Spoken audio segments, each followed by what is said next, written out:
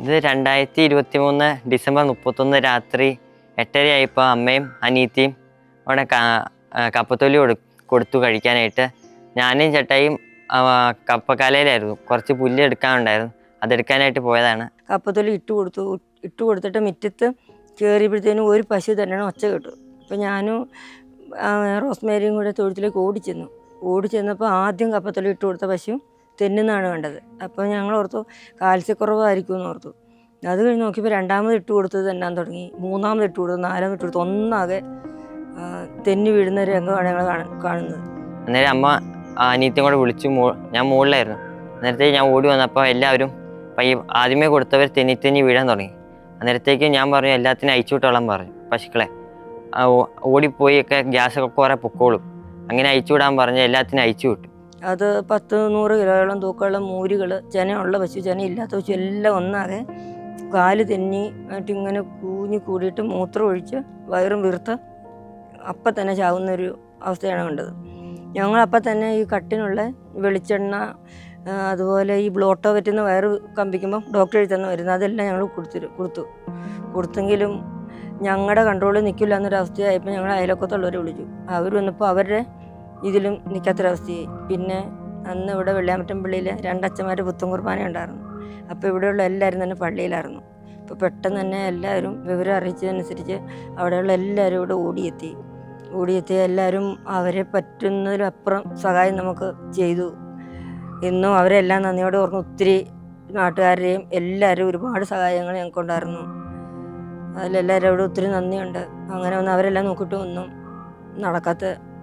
ഒന്നും ചെയ്യാൻ പറ്റാത്ത അവസ്ഥയായി. മാത്യു അന്നേരം തന്നെ ഡോക്ടർമാരെല്ലാം വിളിച്ചു. ന്യൂ ഇയർ ആയതുകൊണ്ട് ഡോക്ടർമാരെല്ലാം ലീവിലായിരുന്നു. പിന്നെ ആരും കിട്ടാതെ വന്നപ്പോൾ മാത്യു ചിഞ്ചൂറാണി മിനിസ്റ്ററുടെ PA വിളിച്ച് അപ്പം തന്നെ അവരാണ് ഞങ്ങൾക്ക് ഡോക്ടർമാരെല്ലാം ഇവിടെ എത്തിച്ചു തന്നത്. രാത്രി തന്നെ എല്ലാവരും വരികയും കുറേ എണ്ണത്തിനെല്ലാം ചികിത്സ നൽകി, കുറേ എണ്ണത്തിനെല്ലാം രക്ഷപ്പെടുത്തുകയൊക്കെ ചെയ്തു. പശുക്കൾ മരിച്ചു പോകുന്നതിൻ്റെ എനിക്ക് കൺട്രോൾ ചെയ്യാൻ പറ്റിയില്ല. അന്നേരം രാത്രി ഒരു 11 മണിയോടുകൂടി എന്നെ അമ്മേനെയും ആശുപത്രി കൊണ്ടുപോയി. എന്നിട്ട് ഞങ്ങൾ പിറ്റേ ദിവസം 5 മണി വരെ അവിടെയായിരുന്നു. വൈകുന്നേരം 5 മണി വരെ ആശുപത്രിയിലായിരുന്നു. അത് കഴിഞ്ഞിട്ട് അന്നേരം രാവിലെ പശുവിനെ പോസ്റ്റ്മോർട്ടം ചെയ്തു.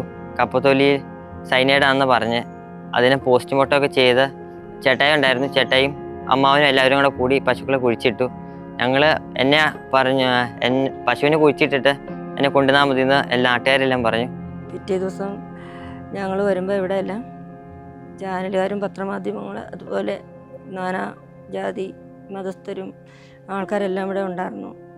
ഇവിടെ വരുമ്പോഴാണ് ഞങ്ങൾ അറിയുന്നത് ഇത്രയൊക്കെ ആയി എന്നുള്ളതും. പിന്നെ ഇവിടെ വന്നു കഴിയുമ്പോൾ പല തരത്തിലുള്ള സഹായങ്ങൾ, പൈസയായിട്ടും കന്നാലിയായിട്ടും അങ്ങനെ എല്ലാ വിധത്തിലുള്ള സഹായങ്ങൾ പല തലത്തിൽ നിന്ന് നമുക്ക് കിട്ടി. കുറേ പേര് സഹായിച്ചു. PJ ജോസഫ് സാർ പശുവിനെ തന്നു. അന്ന് ആശുപത്രി വരുമ്പോൾ PJ ജോസഫ് സാർ എന്നെ കാണാൻ വേണ്ടിയിട്ട് ഇവിടെ നിൽക്കുമായിരുന്നു. അന്നേരമാണ് പറഞ്ഞത് പശുവിനെ ഒരെണ്ണം തരാമെന്നൊക്കെ പറഞ്ഞു. പിന്നെ പശുവിനെ തന്നു. പിന്നെ അതല്ലാതെ ചിഞ്ചുറാണി മാഡം 5 പശുക്കളെ തന്നു. അതുപോലെ യൂസുഫ് അലി സാറ് 5 ലക്ഷം രൂപ തന്നു. ജയറാം സാർ 5 ലക്ഷം രൂപ തന്നു. പൃഥ്വിരാജ് സാറ് 2 ലക്ഷം രൂപ തന്നു.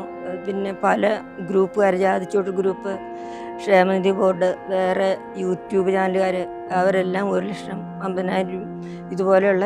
പിന്നെ ഇവിടെ പുത്തൻ കുർബാനയില്ലേ അച്ഛൻ തന്നു. പിന്നെ അടുത്തു നിന്നുള്ള അവരൊക്കെ അങ്ങനെ പലതരത്തിലുള്ള സഹായം നമുക്ക് ചെയ്തു തന്നു. CPM പാർട്ടിക്കാരും 3 പശുവും തന്നു. പിന്നെ കത്തോലിക്ക കോൺഗ്രസ് ഒരു പശുവും കിടാവും തന്നു. അവരെല്ലാവരുമായിട്ട് പിന്നെ ഞങ്ങളുടെ പഴയത് എല്ലാത്തിനായിട്ടും വളർത്തി മുന്നോട്ട് പോവുക. മാത്യുവിൻ്റെ അമ്മ എന്ന നിലയിൽ എനിക്ക് ശരിക്കും അഭിമാനമുണ്ട്. കാരണം കുഞ്ഞുനാൾ മുതലുള്ള അവൻ്റെ ജീവിതം അങ്ങനെ തന്നെയായിരുന്നു.